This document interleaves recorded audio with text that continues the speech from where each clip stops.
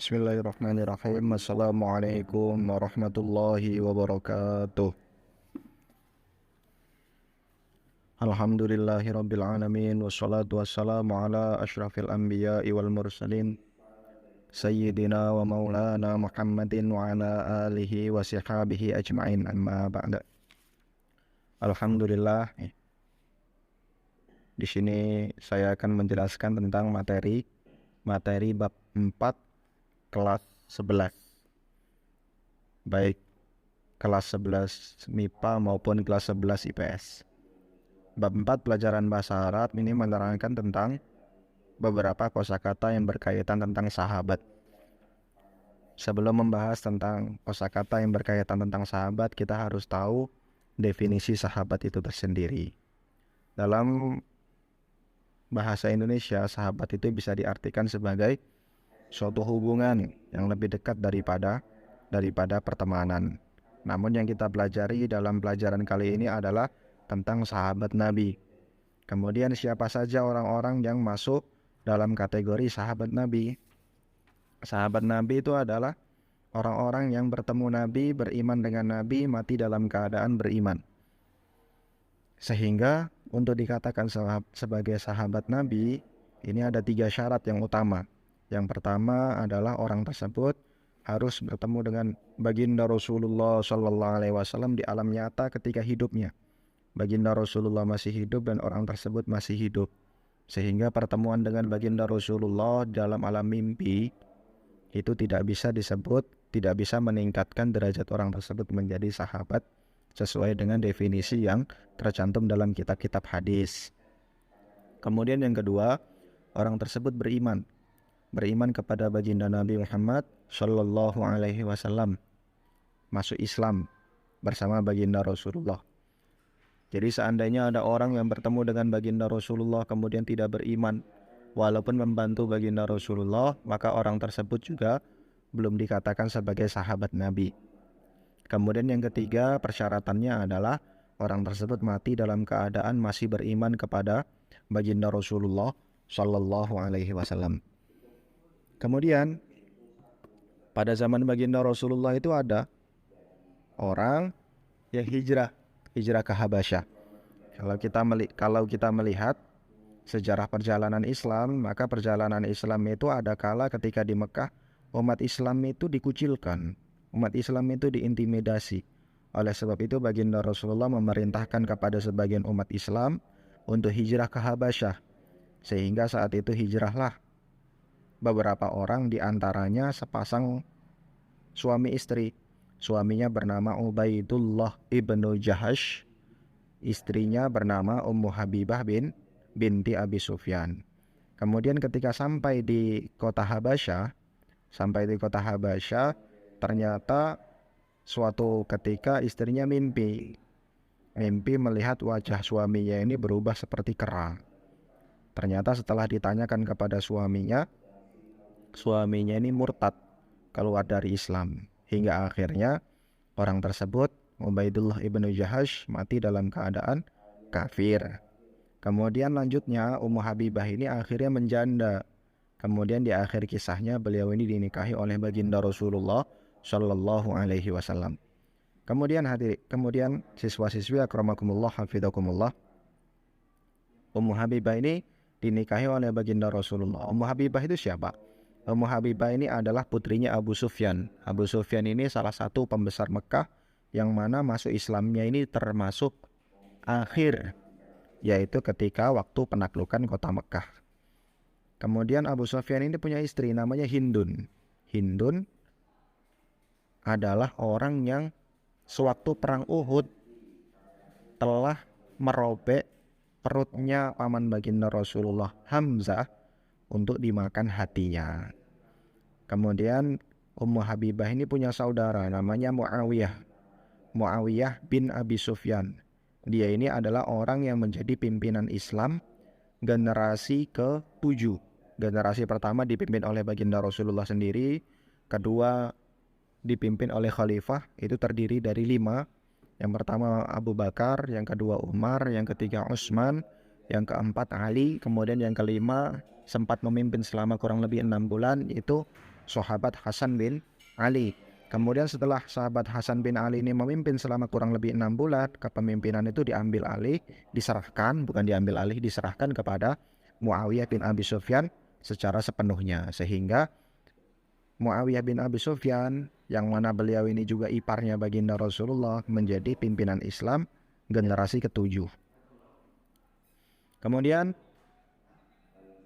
itu sekelumit tentang sahabat. Kemudian termasuk sahabat, tingkatan sahabat. Termasuk pembahasan di bab 4 kali ini adalah menjelaskan tentang tingkatan sahabat.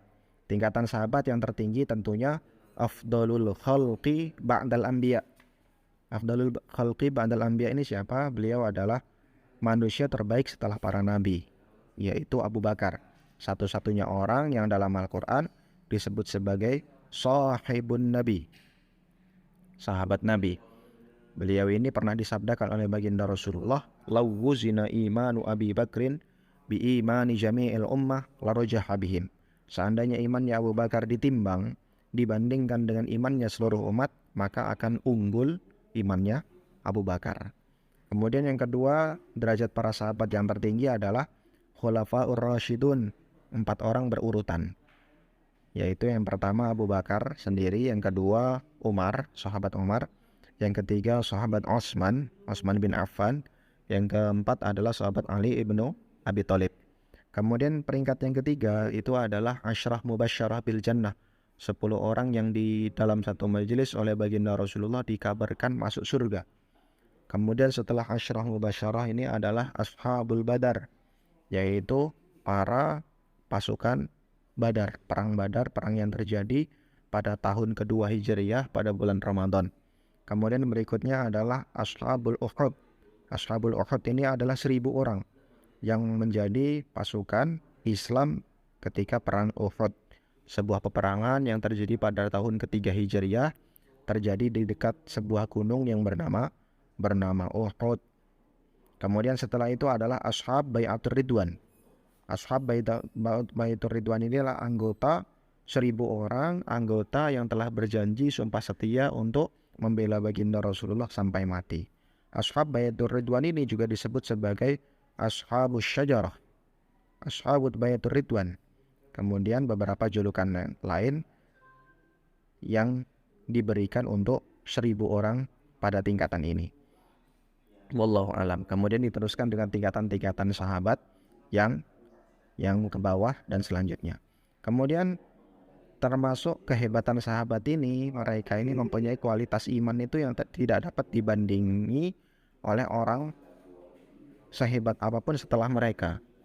Jadi yang dikatakan sahabat ini adalah orang iman yang pernah bertemu Nabi di masa hidupnya, tanpa mempedulikan dia ini sudah pernah mengamalkan amalan zahir ataupun belum. Sehingga ada beberapa orang sahabat Nabi ini yang memang seumur hidupnya itu belum pernah sholat lalu meninggal.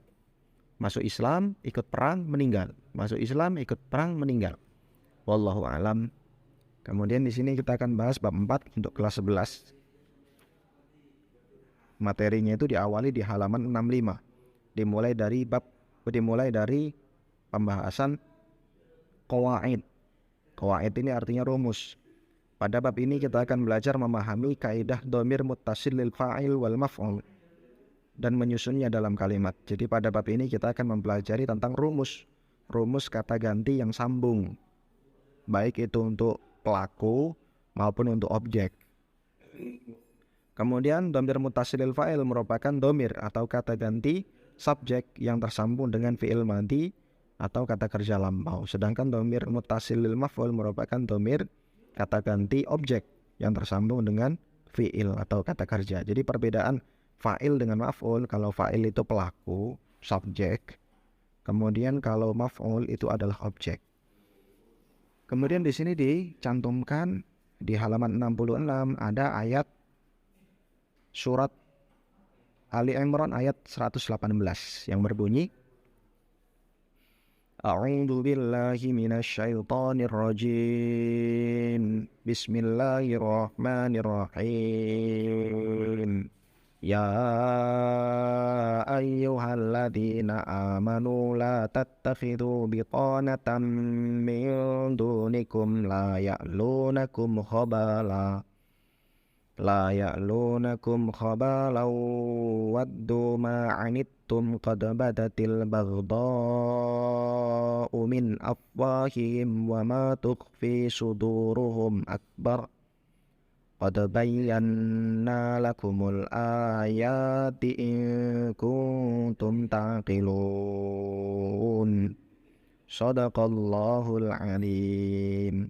Artinya, hai orang-orang yang beriman, janganlah kamu ambil menjadi teman kepercayaanmu orang-orang yang di luar kalanganmu, karena mereka tidak henti-hentinya menimbulkan kemudorotan bagimu. Kemudorotan itu artinya bahaya.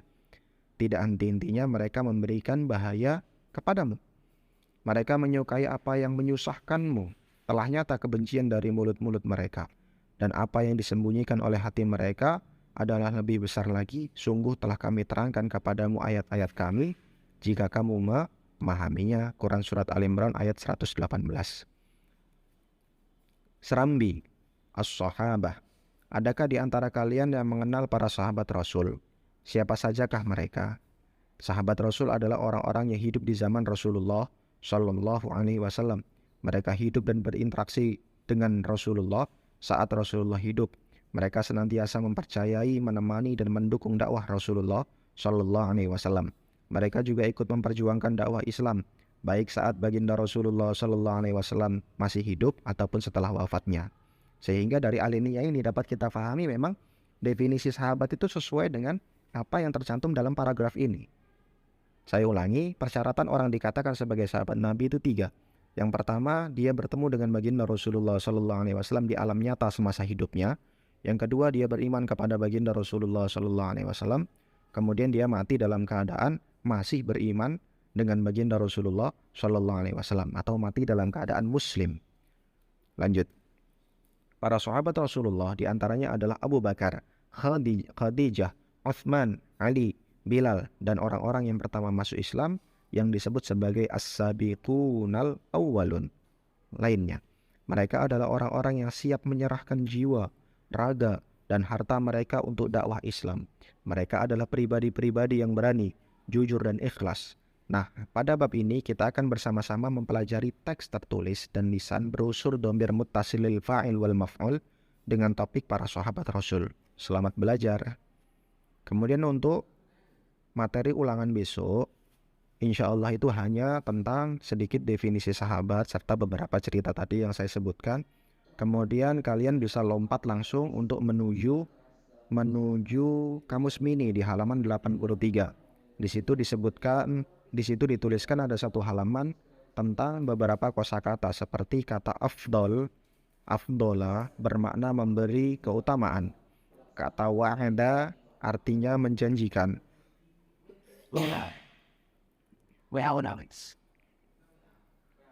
Iltaqau artinya bertemu. Jahadu artinya bersungguh-sungguh. Nasyaru artinya menyebarkan. Dan seterusnya. Wallahu a'lam. Assalamualaikum warahmatullahi wabarakatuh.